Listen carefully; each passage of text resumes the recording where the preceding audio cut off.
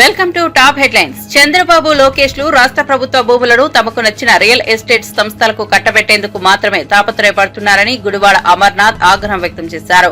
తాజాగా విశాఖలో 3,000 కోట్ల విలువైన భూమిని ప్రైవేట్ సంస్థలకే కేటాయించారని ఆరోపించారు. ఇప్పటికే టీసీఎస్ ముసుగులో గుర్తుపట్టలేని ఉర్సా కంపెనీకి 60 ఎకరాలు ఇచ్చిన తర్వాత మరొక 60 ఎకరాలు రియాల్టీలకు అప్పగించారని మండిపడ్డారు. చంద్రబాబు ప్రభుత్వంలో 15 నెలలు కావస్తున్నా ఒక ఐటీ ఉద్యోగాన్నైనా ఇచ్చారా అని ప్రశ్నించారు. ప్రజల హక్కులపై కుట్రపూరితంగా భూములు దోచుకోవడం దారుణమని అన్నారు. కుటుంబ పాలన పేరు చెప్పుకుంటూ అంతా తమ మిత్రులకే లాభాలు చేకూరుస్తున్నారని గుడివాడ అమర్నాథ్ ఆవేదన వ్యక్తం చేశారు. వారు గత సంవత్సరం అధికారంలోకి వచ్చినటువంటి నాటి నుండి నేటికి 15 మాసాలు పూర్తవుతున్నటువంటి సందర్భంలో నేటి కూడా అదే తాపత్రయంతో ముందుకెళ్తా ఉన్నారు. మధ్యకాలంలో మొన్న 24వ తారీఖున జరిగినటువంటి కేబినెట్ సమావేశంలో మరొకసారి విశాఖపట్నంలో ఉన్నటువంటి కొన్ని విలువైనటువంటి భూముల్ని దాదాపు 3,000 కోట్ల రూపాయలు విలువైనటువంటి భూముల్ని కారు చౌకగా వారికి కావాల్సినటువంటి కొన్ని రియల్ ఎస్టేట్ సంస్థలకి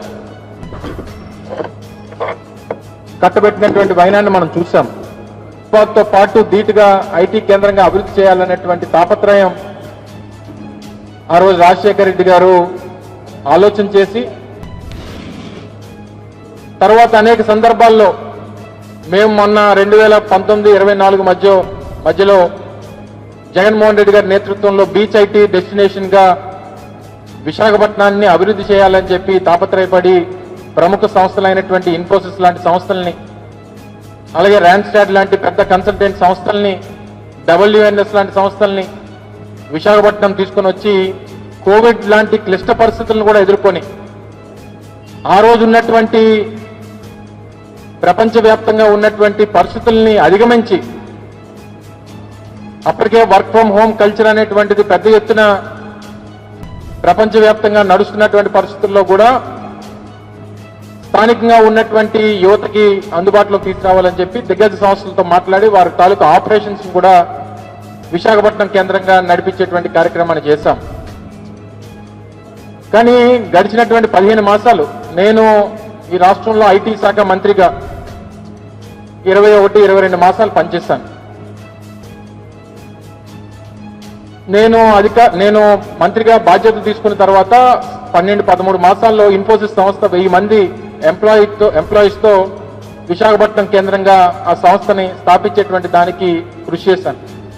అలా వివిధ ప్రాంతాల్లో ఇంకా మిగిలినటువంటి కౌశిక్ రెడ్డికి ఇది స్వీట్ వార్నింగ్ కాదని లాస్ట్ వార్నింగ్ అని మెట్టు సాయి కుమార్ తీవ్రంగా హెచ్చరించారు. అసలు సినిమా ఇంకా మిగిలే ఉందని, ఇప్పుడే గుణపాఠాలు చెప్పే అవసరం లేదని బహిరంగంగా వ్యాఖ్యానించారు. తన సన్నిహితులపై జరిగిన దాడులకు కౌశిక్ రెడ్డి లాంటి వారే కారణమని ఆరోపించారు. ఇకపై మరెక్కడ రాజకీయ అరాచకాలకు పాల్పడితే సహించేది లేదని చెప్పారు. ఈ పరిస్థితిని తాము బహుళ పరిస్థితుల వరకు భరించామన్న ఆయన ఇకపై మాత్రం నేరుగా స్పందిస్తామన్నారు. ప్రజలను మభ్యపెట్టే ప్రయత్నాలకు కౌశిక్ రెడ్డి పాల్పడవద్దని, ప్రజాసేవ చేస్తే చాలని హితవు పలికారు.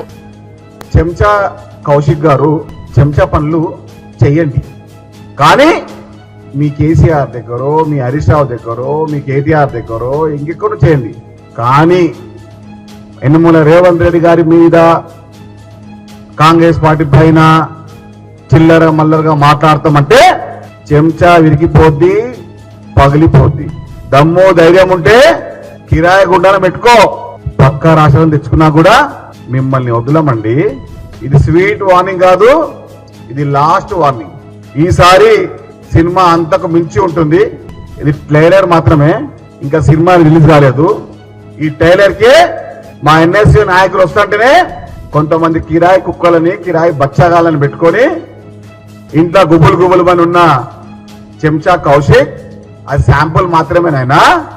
NSU కార్యకర్తలు, యువజన కాంగ్రెస్ కార్యకర్తలు వస్తారంటే ఇంటి లోపల గుండెలు చేతిలో పెట్టుకొని బిక్కుమని కూర్చున్నటువంటి చెంచా కౌశిక్ అనే ముందు మన స్థాయి ఏంది, మన లెక్క ఏంది, మన పత్రం ఏందని తెలుసుకొని నోరు అదుపులో పెదుపులో పెట్టుకో.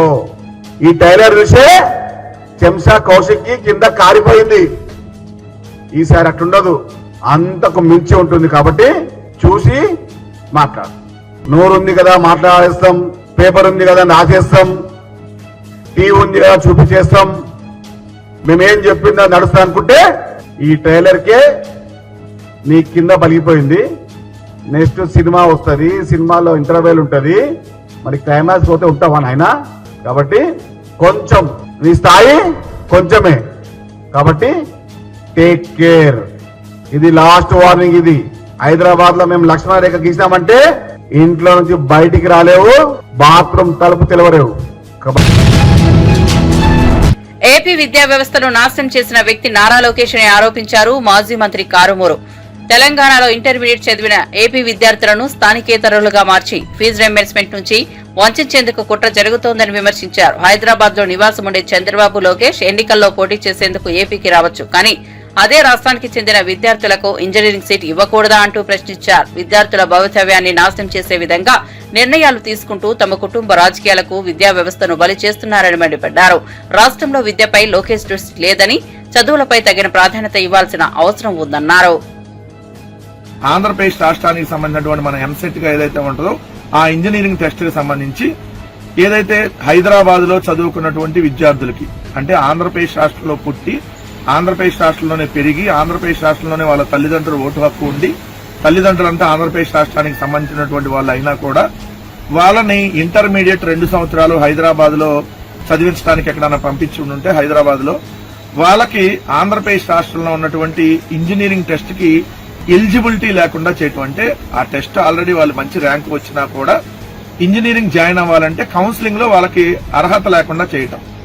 అంటే నార్మల్ గా ఎలా ఉంటదంటే ఇప్పుడు ఇంజనీరింగ్ కౌన్సిలింగ్ సంబంధించి అంతకుముందు మనం తెలంగాణ ఆంధ్రప్రదేశ్ 2 రాష్ట్రాలు కలిసి ఉన్నప్పుడు కూడా ఏదైతే 3 రీజియన్లుగా ఉండేది ఆంధ్రప్రదేశ్ రాష్ట్రానికి సంబంధించినటువంటి దాంట్లో, ఏది మనం ఈ 10 సంవత్సరాలు కూడా విడిపోయిన తర్వాత 10 సంవత్సరాలు మనం చూసుకున్నా కూడా ఎట్లా అంటే ఒకటేమో ఆంధ్ర యూనివర్సిటీ రీజియన్ అంటే ఏయూ రీజియన్, రెండోది ఏంటంటే Shri Venkateswara university region SVU region, మూడోది ఉస్మానియా యూనివర్సిటీ రీజియన్. ఈ మూడింటికి సంబంధించి 85% కోట కౌన్సిలింగ్ సీట్లు కేటాయించాలి. మిగిలిన 15% కౌన్సిలింగ్ సీట్లని ఏదైతే నాన్ లోకల్ అండర్ కేటగిరీ కింద నాన్ లోకల్ కింద కేటాయించాలి, నాన్ లోకల్ కేటగిరీ.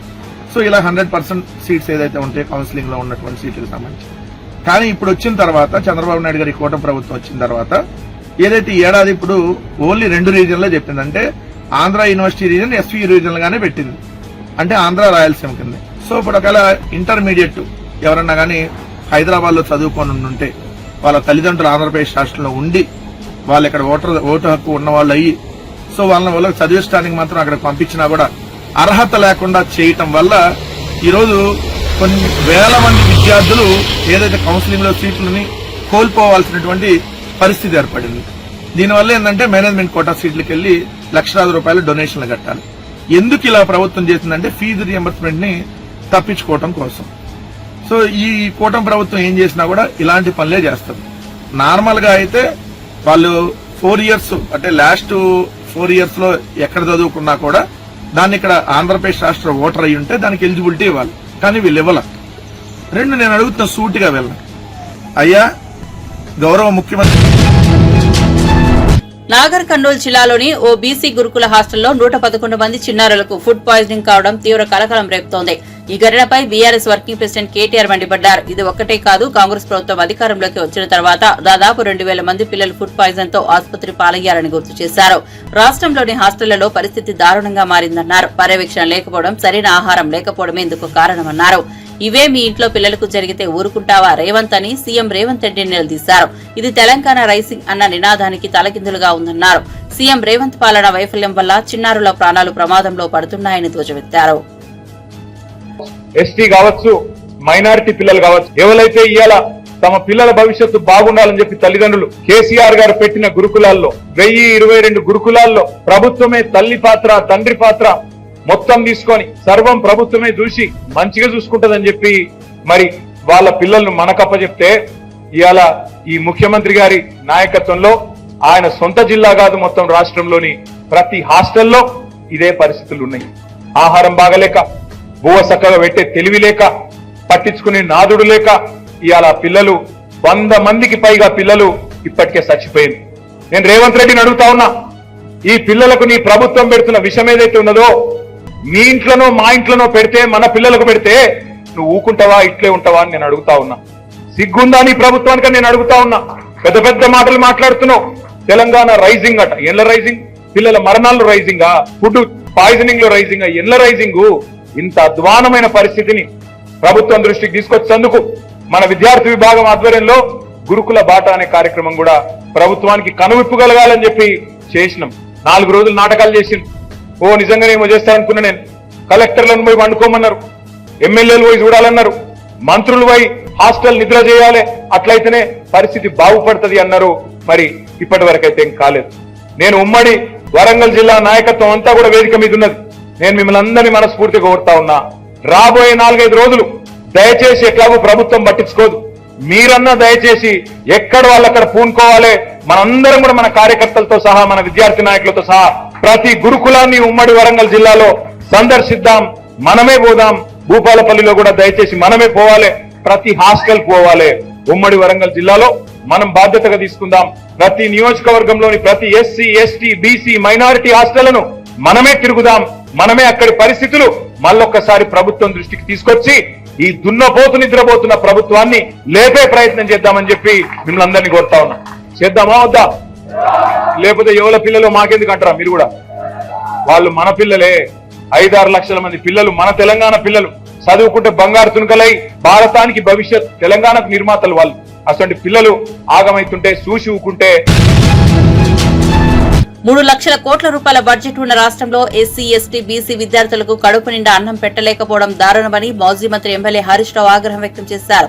100 మంది విద్యార్థుల ఆరోగ్య సమస్యలతో ఆసుపత్రులు పాలవుతున్నా ప్రభుత్వానికి చెల్లించట్లేదని మండిపడ్డారు.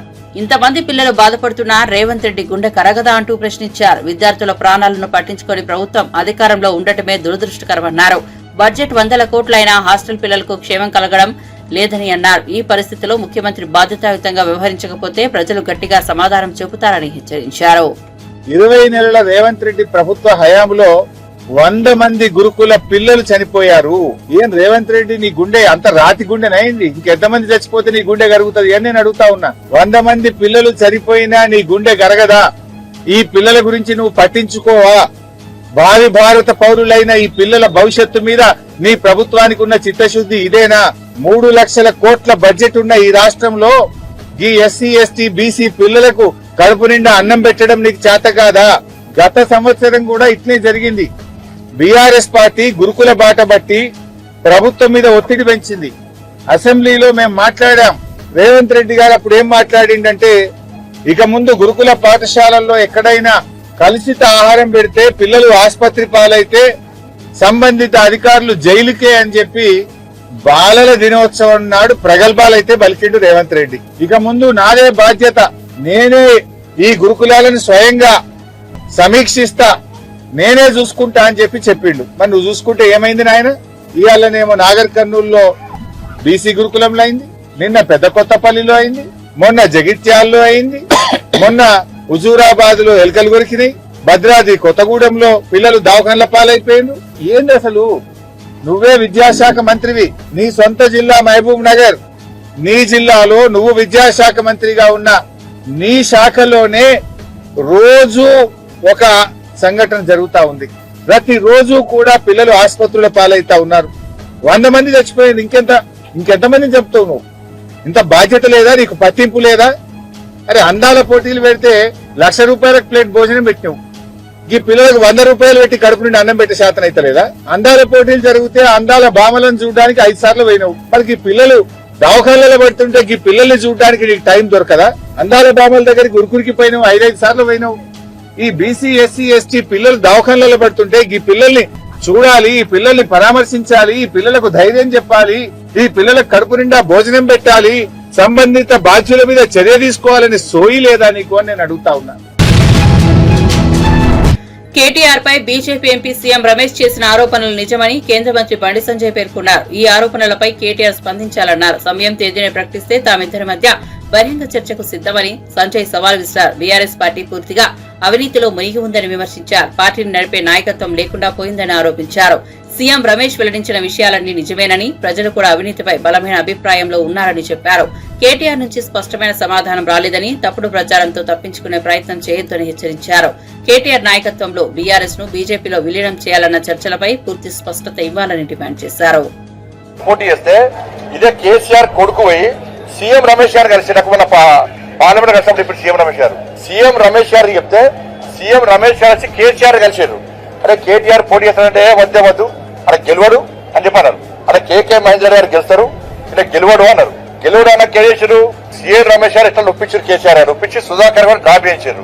అప్పుడు పరిస్థితి ఏంది కేసీఆర్ పరిస్థితి, కేసీఆర్ కొడుకు పరిస్థితి ముడతల షర్టు రబ్బర్ చెప్పులు ఆ ఫోటో చూసినట్లయితే అది అప్పుడు సీఎం రమేష్ గారే ఆర్థిక సాయం చేసిండు. సీఎం రమేష్ గారే ఈ కేసీఆర్ కొడుకు ఆర్థిక సాయం చేసిండు. సీఎం రమేష్ గారు చేసే ఆర్థిక సాయంతోనే నువ్వు ఎమ్మెల్యే అయినావు. ఇవాళ ఇది ఫ్యాక్ట్. ఇది బీఆర్ఎస్ నడుపుకోలేని స్థితిలో నువ్వు బీజేపీలో విలీనం చేద్దాం అనుకున్నావు. నరేంద్ర మోడీ గారు నిజామాబాద్ సభ వేదికగా క్లారిటీ ఇచ్చిండు. కేసీఆర్ గారు నాకు వచ్చిండు, నాకు ఆరోగ్యం బాగలేదు, నా కొడుకును ముఖ్యమంత్రి చేస్తా అని చెప్పన్నాడు.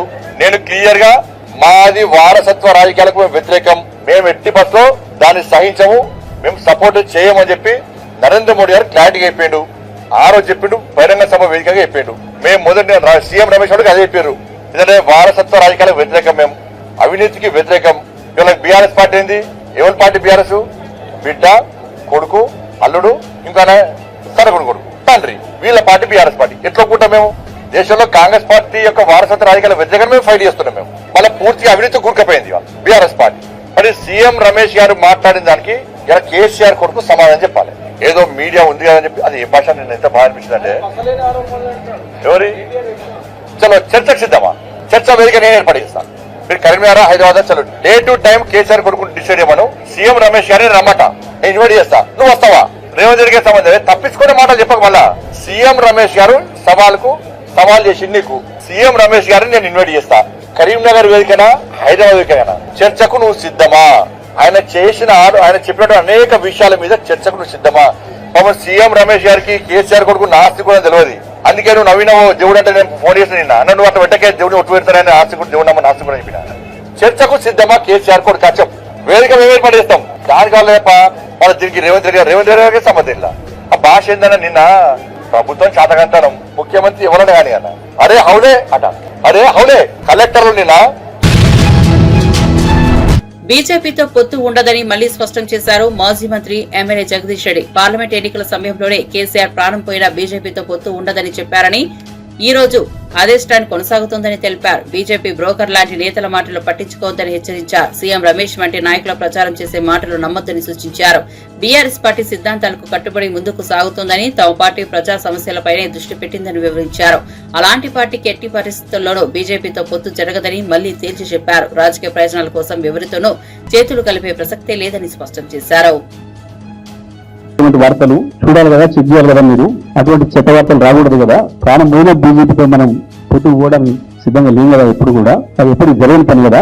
ఎందుకు వస్తున్నాయి ఇలా వార్తలు అని చెప్పి చూసుకోరామని మీరు సీనియర్లు అని చెప్పి మమ్మల్ని ఇవ్వకండి. కేటీఆర్ గారిని, హరీష్ గారిని, నన్ను, ప్రశాంత్ బీజేపీతో గంట దూరంగా ఉంది బీఆర్ఎస్ పార్టీ. ఎప్పుడు కూడా అది తెలంగాణకు పనికొచ్చే పార్టీ కాదు. బీఆర్ఎస్ రాజకీయాలకు, టీఆర్ఎస్ రాజకీయాలకి కుదిరే పార్టీ కాదు అనేది మొదటి నుంచి మేము చెప్పిన భావన. మేము అట్లే ఉన్నాం. చిన్న సైజు పోకర్లు, పెద్ద సైజు పోకర్లు ఊరో చెప్పి మాట్లాడితే అది పనికిమాలం. చంద్రబాబు నాయుడు గారు తన అవసరాల కొరకు కొంతమందికి కాంట్రాక్టర్లకు, కొంతమంది చిన్న చిన్న బ్రోకర్లకి పదవులు ఇచ్చి రాజకీయ రూపం తొడిగింది వాళ్ళకి. కొద్దిమంది అటువంటి వాళ్ళు మాట్లాడే మాటలకి విలువ ఉండేది, దాన్ని పట్టించుకోవాల్సిన అవసరం ఉండేది. దానికి ఫుటేజ్ ఫీల్ వందేసింటికి కూడా వేరే రమ్మంటే ఏం దానికి ఎయిర్పోర్ట్ లో పోతున్నప్పుడు, పార్లమెంట్ లో కలిసినప్పుడు అన్న మా ఇంటికి ఒకసారి భోజనం రండి పిలవడం అనేది చాలా కామన్ విషయం. మా దయాకర్రావు గారు ఇంకో పార్లమెంట్ మిత్రుడు ఒకసారి నేను వెళ్ళినప్పుడు కూడా అన్న ఇల్లు అని చాలా బాగా కట్టిందని, ఇంటికి చాలా బాగుంది అన్న, దానికి చూడాలన్న ఒకసారి అన్నారు. ఆయన కూడా ఫోన్ చేసిండు. ఆయన ఫోన్ చేసి ఇక్కడ నాయుడు కూడా ఉంది అన్న ఒకసారి రండి భోజనానికి. పోతారు ఏమి దానికి కేటీఆర్ నేను కూడా కాదు. కమ్యూనిస్టులు బీజేపీ అనుకున్న వాళ్ళు కూడా, కాంగ్రెస్ బీజేపీ అనుకున్న వాళ్ళు కూడా ఇక్కడి నుంచి వెళ్తున్న రాజకీయ నాయకులు, సీనియర్ అయిన వాళ్ళు సహజంగానే పిలుచుకుంటే ఎవరింటికి భోజనం పోతారు. కానీ పెద్ద సమస్యనా? నువ్వు ఆ సీసీ ఫుటేజ్ లో కనుక చూద్దామంటే సీఎం రమేష్ జీవిత కాలంలో అతి ఎక్కువ రోజులు ఉండేది చంద్రబాబు నాయుడు గారి ఇంట్లో, లేదా ఢిల్లీలో ఇప్పుడు గత కాలంగా తెలంగాణ ముఖ్యమంత్రి రేవంత్ రెడ్డి ఇంట్లో తుగ్లక్ రోడ్ లో. తీద్దాం ఆ సీసీ ఫుటేజ్ తీద్దాం. 23 బంగ్లా తుగ్లక్ రోడ్ లో ఇప్పుడు తెలంగాణ ముఖ్యమంత్రి అఫీషియల్ రెసిడెన్స్. దాని సీసీ ఫుటేజ్ తీద్దాం. సీఎం రమేష్ నువ్వు ఎన్ని రోజులు దాంట్లో ఉన్నావు, నువ్వు నీ తమ్ముడు తీద్దామా? ఆయనే చెప్పింది చాలా సందర్భాల్లో, చీచి ఈ బీజేపీ పార్టీ నేను ఎట్లుంటానా, నన్ను మా సుజనజయ్ గారిని చెయ్యి విడిచి ఆర్బిట్రీస్ చేసి తీసుకుపోయారు. మమ్మల్ని వీడియోలు వేస్తాం, మమ్మల్ని ఇల్లు వేస్తాం, అంగేస్తాం, భయపెట్టి తీసుకెళ్ళని పార్టీ నేను ఎప్పటికీ చంద్రబాబు మనిషిని, మా అభిమానాయకుడు చంద్రబాబు తప్ప నేను కాదు నేను కోరుకుంటున్నా కానీ అలాంటి బౌద్ధికంగా ఉన్నాడు. ఆత్మ చంద్రబాబు దగ్గర ఉంటుంది, చంద్రబాబు శిష్యుడు రేవంత్ కాబట్టి ఇటు కూడా సగం ఆత్మనిచ్చాడు. టీసీ ఫుటేజ్ సిద్ధమాను సీఎం రమేష్ తీద్దామా ఫేస్బుక్ లో చంద్రబాబు ఢిల్లీకి వచ్చిన ప్రతిసారి మొత్తం వచ్చి నుంచి పోయినాక నువ్వు అన్నట్టుగా ఉండవా. ఇవాళ బీజేపీతో ప్రత్యేకంగా కావాలంటే ముందు కూడా ఈ గాయం లెక్క గంట ఈ గడ్డి దాని మీద దీని ఎవరో చిల్లర మాటలు మాట్లాడితే అది కూడా మనం చర్చించుకోవాల్సిన విషయమా. కాంగ్రెస్ పార్టీ దుర్మార్గాలకు అంతు లేకుండా పోయిందని, మన ఎమ్మెల్యేపై దాడికి ఉసిగొల్పుతోందని మాజీ ఎమ్మెల్యే గండ్ర వెంకట రమణారెడ్డి ఆరోపించారు. ఒక్క మాట అన్న అక్రమ కేసులు పెడుతున్నారని మండిపడ్డారు. కాంగ్రెస్ నాయకులు ఏ భాషలో మాట్లాడితే అదే భాషలో సమాధానం ఇస్తామని హెచ్చరించారు. కాంగ్రెస్ అహంకారానికి తగిన బుద్ధి చెప్పే సమయం వచ్చిందని అన్నారు. స్థానిక సంస్థ ఎన్నికల్లో బీఆర్ఎస్ పార్టీని గెలిపించాలన్నారు. ప్రజల సమస్యలను పట్టించుకుని కాంగ్రెస్ పాలనను ప్రజలు గమనిస్తున్నారని చెప్పారు. ప్రజాస్వామ్యంలో గెలుపోవటంలో సహజమే అయినా రాజకీయ కక్షతో వ్యవహరించడం సరికాదని వ్యాఖ్యానించారు. ప్రజల మద్దతుతో బీఆర్ఎస్ మరింత బలపడుతుందని, ప్రతి ఒక్కరూ తమ ఓటుతో సమాధానం ఇవ్వాలని పిలుపునిచ్చారు. ఇక్కడ ఉన్న వాళ్ళందరూ కూడా సీనియర్ నాయకులే. ఏం పెట్టుకుంటారే శిలాఫలకం మీద పేరు పెట్టుకుంటారు, కానీ మన ఎమ్మెల్యే బొమ్మ పెట్టుకుంటుండు. బొమ్మ ఏమి పెట్టుకుంటారా? బొమ్మ ఏమి పెట్టుకుంటారు? గోరీల మీద పెట్టుకుంటారా? శిలాఫలకాల మీద పెట్టుకుంటారా? కానీ ఈ రోజు ఈ రకమైనటువంటి పరిస్థితి అవుతా ఉన్నది మిత్రులారా. కాబట్టి ఈ రోజు మాట్లాడతాను ఎంత అనుకున్నా ఈ రోజు మాట్లాడాల్సిన పరిస్థితి కల్పిస్తా ఉన్నారు. ఇక నేను ఒకటే మాట చెప్తున్నా, వెంకటరమణారెడ్డి సౌమ్యుడు, ఏం మాట్లాడినా పాపం ఏమనడం. బిడ్డ మీరు నేర్పుతున్నారు, మీరే భాష మాట్లాడితే రిప్లై కూడా అదే పద్ధతిలో ఉంటుందని హెచ్చరిక చేస్తా ఉన్నా. కాబట్టి ఓళ్ళు దగ్గర పెట్టుకొని ఉండండి. ఈ రోజు ఈ నియోజకవర్గంలో బీఆర్ఎస్ పార్టీ కార్యకర్తలకు ఇబ్బంది వచ్చే పరిస్థితి వచ్చింది. నా ఎన్నికలు అయిపోయినాయి, రేపు జరగబోయేటువంటి స్థానిక సంస్థల ఎన్నికలు. ఈ స్థానిక సంస్థల ఎన్నికల్లో కాంగ్రెస్ పార్టీ ఓడిపోవాలంటే, బీఆర్ఎస్ పార్టీ గెలవాలంటే మనందరం కూడా ఏకతాటి మీద కలిసికట్టుగా ఉండాలి, పోరాటం చేయాలి. కాంగ్రెస్ పార్టీ ఎన్ని దుర్మార్గాలు చేస్తా ఉన్నది. కాంగ్రెస్ పార్టీ దుర్మార్గాలకు ఈ రోజు అంతు లేకుండా పోయింది. రేవంత్ రెడ్డి యొక్క పరిపాలన మొత్తం కూడా ఈ రోజు మన ఎమ్మెల్యేలకే రక్షణ లేకుండా పోయింది. ఈ రోజు మన ఇంతకుముందు మిత్రుడు చెప్పిండు, కాంగ్రెస్ పార్టీ చేసినటువంటి దుర్మార్గాలను రీట్వీట్ చేస్తే అక్కడ ఒక యువ నాయకుడిని జైలుకు పంపించిల్లు. మన ఎమ్మెల్యే మీద దాడి చేయడానికి ఉసిగలుపుతా ఉన్నారు. అంటే మన రామన్న మీద ఎన్నైనా ఎవరైనా మాట్లాడొచ్చట. మరి ఇక్కడ మేము కూడా చీఫ్ మినిస్టర్ ఎవరైనా మాట్లాడితే ఈ రోజు అక్రమ కేసులు పెట్టేటువంటి ప్రయత్నం చేస్తా ఉన్నారు మిత్రులారా. కాబట్టి ఈ రోజు మన అందరం కూడా ఒక నిర్ణయానికి వద్దాం. ఈ రోజు ఇక్కడ ఎగిరేది ఈ జిల్లా పరిషత్ చైర్మన్ ఎవరు ఎగరాలి? బీఆర్ఎస్ జెండా ఎగరాలి. ఇక్కడ మున్సిపల్ చైర్మన్ ఎవరు కావాలి? బీఆర్ఎస్ పార్టీ గెలవాలి. ఇక్కడ మండల ప్రజా పరిషత్ ఎవరు గెలవాలి? బీఆర్ఎస్ పార్టీ గెలవాలి. ఇక్కడ కౌన్సిలర్ ఎవరు గెలవాలి? బీఆర్ఎస్ పార్టీ గెలవాలి. ఇక్కడ ఎవరు భవిష్యత్తులో సీఎం ఎవరు కావాలి? కేసీఆర్ కావాలి. ఇక్కడ భవిష్యత్తులో నాయకత్వం ఎవరు వహించాలి? మన రామన్న వహించాలి, మన బండ ప్రకాశ్ వహించాలి, మన సత్యవతి రాథోడ్ వహించాలి, మన రాజయ్య గారు వహించాలి. అంతేగాని మనం ఇక్కడ ఓడిపోతాం, అక్కడ మాత్రం అధికారం వస్తాం అనుకుంటే ఇది భ్రమ. కాబట్టి ఇప్పటికైనా మనలో ఉండేటువంటి వైరుధ్యాలను పక్కకు పెట్టి మన అందరి యొక్క లక్ష్యం మన నాయకుడు కేసీఆర్ గారి నాయకత్వంలో పనిచేద్దామని మరొకసారి మీ అందరికీ విజ్ఞప్తి చేస్తా ఉన్నా మిత్రులారా. విజయ్ దేవరకొండ నటించిన కింగ్డమ్ చిత్ర బృందం తిరుమల శ్రీవారిని దర్శించుకుంది. వీఐపీ ప్రారంభ విరామ దర్శన సమయంలో విజయ్ దేవరకొండ, హీరోయిన్ భాగ్యశ్రీ బోర్షే, నిర్మాత నాగవంశీ స్వామివారి సేవలో పాల్గొన్నారు. ఈ సందర్భంగా టీటీడీ అధికారులు వారికి స్వాగతం పలికి ప్రత్యేక దర్శన ఏర్పాట్లు చేశారు. దర్శనం అనంతరం రంగనాయకుల మండపంలో పండితులు ఆశీర్వచనం చేసి తీర్థ ప్రసాదాలను అందజేశారు. చిత్ర బృందం వినమ్రతతో స్వామివారిని పూజించి సినిమా విజయాన్ని కోరినట్లు తెలుస్తోంది. విజయ్ దేవరకొండ, భాగ్యశ్రీ బోర్షే జంటగా నటించిన ఈ చిత్రం జూలై 31న ప్రేక్షకుల ముందుకు రానుంది. భక్తుల మధ్య ఈ సందర్శన ప్రత్యేక ఆకర్షణగా నిలిచింది.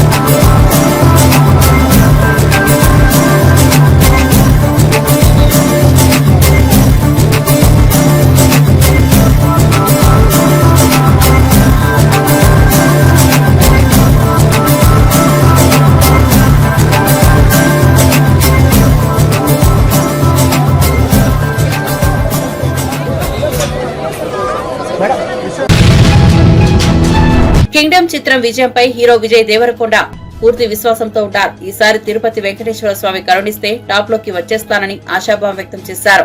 గౌతమ్ తిన్ననూరి దర్శకత్వం వహించిన ఈ యాక్షన్ థ్రిల్లర్ మూవీలో విజయ్ దేవరకొండ ప్రధాన పాత్రలో నటించగా కథానాయికగా భాగ్యశ్రీ బోషి కీలక పాత్రలో సత్యదేవ్ కనిపించనున్నారు. అన్ని కార్యక్రమాలు పూర్తయిన అనంతరం ఈ మూవీ జూలై 31న థియేటర్లో విడుదలకు సిద్దమవుతోంది. ఈ నేపథ్యంలో తిరుపతిలో గ్రాండ్ గా ట్రైలర్ రిలీజ్ వేడుక నిర్వహించారు. అభిమానులు భారీగా హాజరయ్యారు.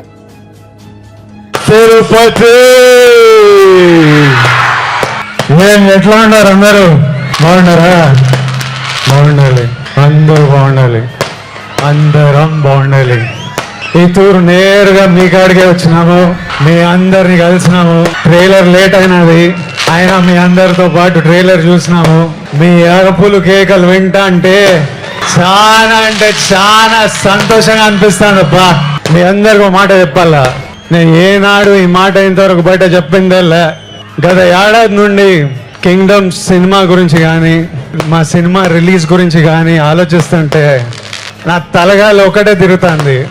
నా మనసులో గట్టిగా ఒకటే అనిపిస్తుంది, మన తిరుపతి 7 కొండల వెంకన్న స్వామి గాని ఈ ఒక్కసారి నా పక్క నుండి నన్ను నడిపించినాడు. చాలా పెద్దోడై పొడుస్తాను స్వామి, పోయి టాప్ లో పోయి కూర్చుంటా. ఎందుకంటే ప్రతిసారిలా పానం పెట్టి గట్టిగా పూర్తిగా పనిచేసిన. ఈసారి నా సినిమాని చూసుకోనీకే మంచి వాళ్ళు ఉన్నారు.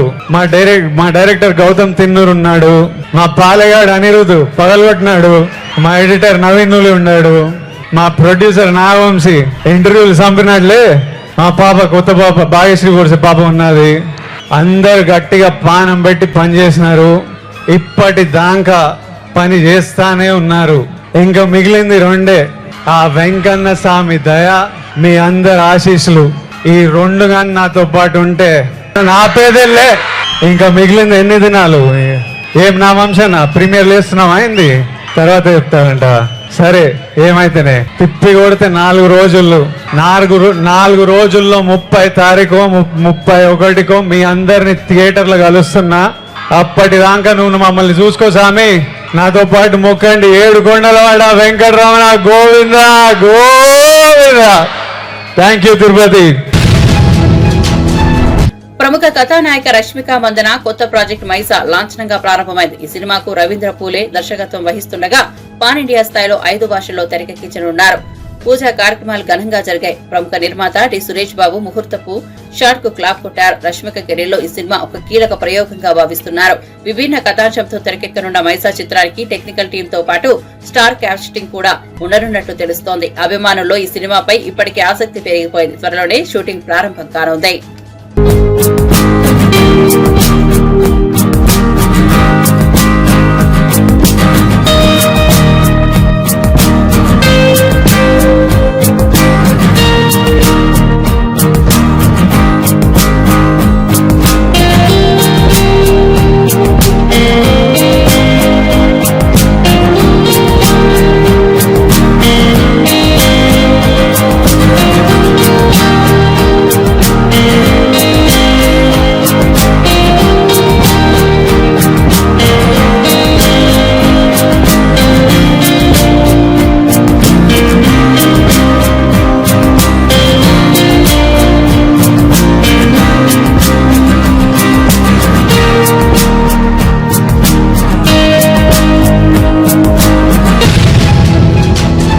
తిరుపతి తనకు ఎంతో ప్రత్యేకమని, ప్రతిసారి వచ్చినప్పుడు మంచి అనుభూతి కలుగుతుందని నటి భాగ్యశ్రీ బోర్షే అన్నారు. కింగ్డమ్ సినిమా దర్శకుడు గౌతమ్ తిన్ననూర్ ఎంతో ప్యాషన్ తో పనిచేశారని తెలిపారు. హీరో విజయ్ దేవరకొండ సినిమా కోసం చూపే నిబద్దత తనకు స్ఫూర్తినిచ్చిందన్నారు.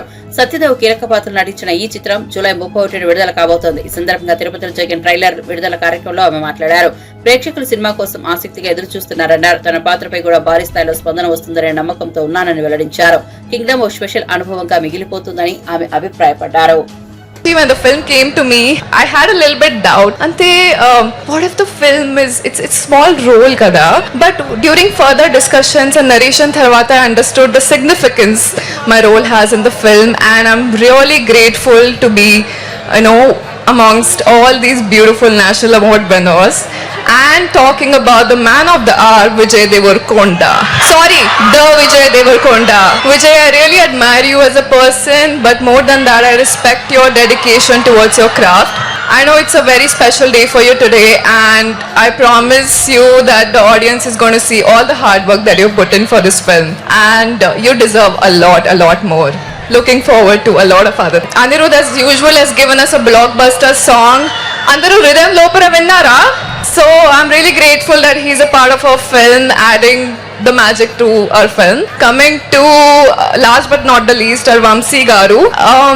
I'm really thankful for you, and I don't understand how you make everything happen so smoothly. You have so many films going on at once, but I really admire that you give 100% to each and every film that you do. So thank you for that. Please guys, I'm sure you're going to have a lot of fun on the 31st of this month.